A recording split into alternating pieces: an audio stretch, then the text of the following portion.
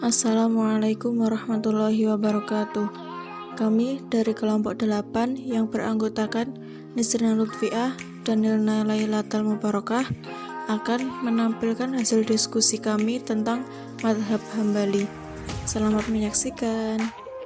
Yang pertama yaitu biografi Imam Hambali. Imam Hambali atau Abu Abdillah Ahmad bin Muhammad bin Hambal bin Hilal bin As'ad bin Idris bin Abdullah bin Hayyan bin Abdullah bin Anas bin Auf bin Qasid bin Mazin bin Syaiban bin Zuhbin Sa'labah Az-Zuhuli Asy-Syaibani, lahir di Baghdad, Irak 20 Rabiul Awal 164 Hijriah atau 27 November 780 Masehi. Nasab beliau bertemu dengan nasab Nabi pada diri Nizar bin Ma'ad bin Adnan, yang berarti bertemu nasab pula dengan Nabi Ibrahim alaihissalam.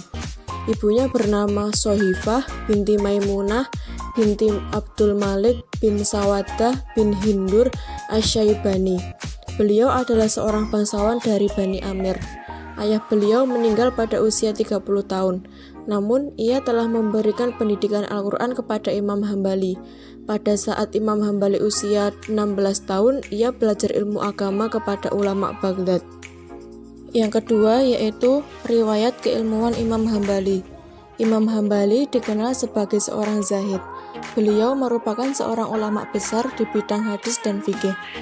Hampir setiap hari beliau berpuasa dan hanya tidur sebentar di malam hari. Di Baghdad banyak tinggal seorang qori, ahli hadis, para sufi, ahli bahasa, filsuf, dan sebagainya. Beliau memilih mengambil ilmu pengetahuan.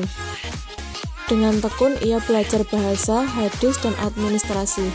Beliau menimba ilmu kepada sejumlah ulama dan fuqaha. Atas usahanya itu, akhirnya beliau dapat menghimpun ribuan hadis yang dimuat dalam karyanya Musnad Ahmad ibnu Hambal. Karya monumentalnya ini disusun dalam jangka waktu sekitar 60 tahun. Di dalamnya terhimpun 40.000 hadis yang diseleksi dari sekitar 700.000 hadis yang dihafalnya. Sebagian besar ulama menganggap hadis yang terdapat dalam kitab ini termasuk kategori sahih. Selanjutnya adalah metode ijtihad Imam Hambali. Metode ijtihad yang dikembangkan oleh Ahmad bin Hambal adalah metode dialektika.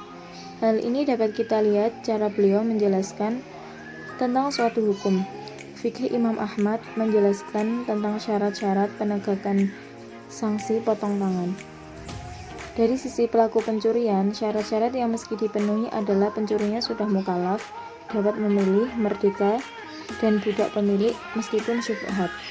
Sedangkan syarat dari segi benda adalah benda yang dicurinya berupa harta dan sudah mencapai nisab.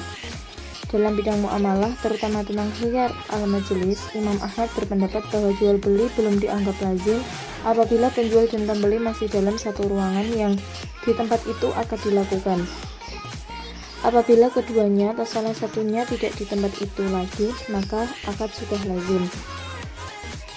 Selanjutnya, karakter madhab dalam konteks fikih. Imam Ahmad bin Hambal selaku pendiri madhab Hambali hidup di kota Baghdad yang masyarakatnya telah memilih madhab yang memberikan porsi akal lebih besar ketimbang nas.